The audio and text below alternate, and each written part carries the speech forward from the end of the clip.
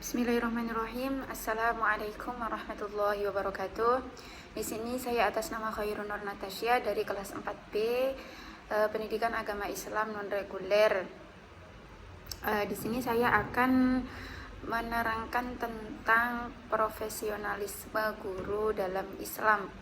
Untuk tugas video mata kuliah KPTA Selekta Pendidikan Islam yang diampu oleh Bapak Fikri Farihin. Yang pertama ada pengantar. Guru adalah salah satu komponen pendidikan yang paling strategis. Andai kata tidak ada kurikulum secara tertulis, serta tidak ada ruang kelas dan sarana prasarana lainnya, namun masih ada guru, maka kegiatan pendidikan masih dapat berjalan. Di masa lalu, ketika ilmu pengetahuan dan teknologi belum berkembang, sumber pembelajaran masih terbatas dan kekuasaan kaum agama dan ilmuwan masih sangat dominan. Peran dan fungsi guru sangat dihormati. Guru tak ubahnya seperti pendeta atau orang suci. Kedudukannya sangat dihormati. Doa dan nasihatnya selalu diharapkan. Mereka menjadi tempat bertanya bagi masyarakat, mulai dari urusan keagamaan hingga urusan rumah tangga. Yang kedua, bahasan kita kali ini ada konsep guru dalam Al-Quran. Ada 5 konsep guru dalam Al-Quran. Yang pertama ada ulul albab, yang kedua ada al-muzakki, yang pertama ada ulul albab, yang kedua ada al-ulama, yang ketiga ada al-muzakki, yang keempat ada ahlul dzikr, dan yang kelima yang terakhir ada ar-rasikhuna fil ilm. Yang pertama kita bahas kali ini yaitu ulul albab. Berdasarkan petunjuk Al-Quran surat Ali Imran ayat 104, dan hendaklah ada di antara kamu segolongan umat yang menyeru kepada kebajikan, menyuruh kepada yang ma'ruf dan mencegah dari yang mungkar. Mereka itulah orang-orang yang beruntung.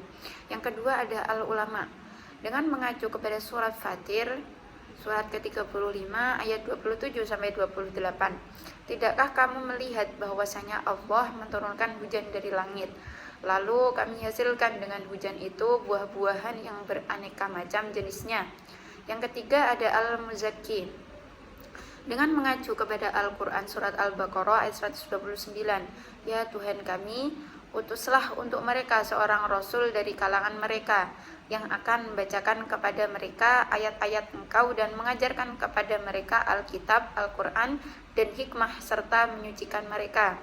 Sesungguhnya Engkaulah yang maha perkasa lagi maha bijaksana. Keempat, ahlul dzikr. Dengan mengacu kepada Al-Quran surat Al-Anbiya ayat 7, kami tiada mengutus rasul-rasul sebelum kamu Muhammad, melainkan beberapa orang laki-laki yang kami beri wahyu kepada mereka.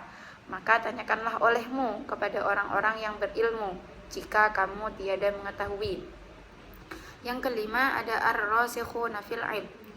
Dengan mengacu kepada surat An-Nisa ayat 7, dan orang-orang yang mendalam ilmunya berkata, kami beriman kepada ayat-ayat yang mutasyabihat, semuanya itu dari sisi Tuhan kami.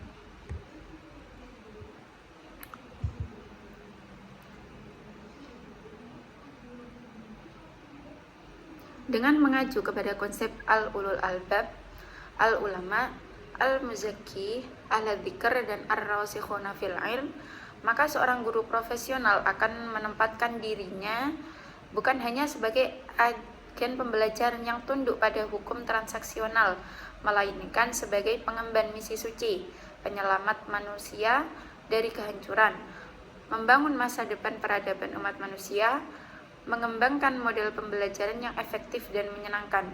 Mereka bukan hanya pandai bicara, tetapi tahu cara kerja pikiran, bukan hanya memiliki metodologi, tetapi memiliki kepekaan, bukan hanya mendidik logika, tetapi mendidik emosi, bukan hanya menggunakan memori sebagai penyimpanan informasi, melainkan menggunakannya sebagai pendukung seni berpikir.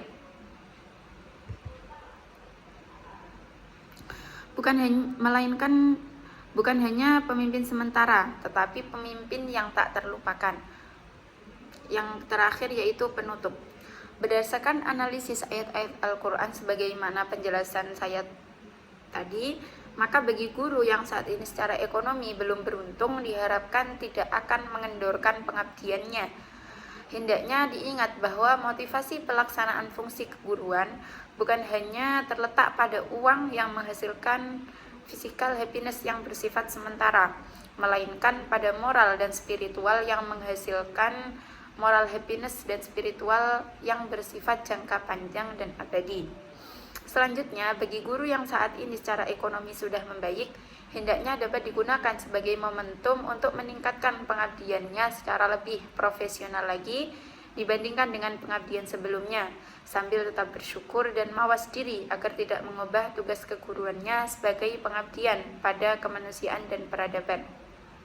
Kemudian pada para calon guru, hendaknya disadari bahwa profesi guru bukan untuk mengejar kebahagiaan yang bersifat finansial atau physical happiness, melainkan lebih pada moral dan spiritual happiness. Para calon guru ini diharapkan tidak mudah terkena virus hedonistik, pragmatistik, materialistik, dan sekularistik sebagai akibat dari dampak era globalisasi. Mungkin hanya ini yang dapat saya sampaikan pada kali ini. Kurang lebihnya saya mohon maaf yang sebesar-besarnya. Akhirul kalam, ihdinas shiratal mustaqim. Assalamualaikum warahmatullahi wabarakatuh.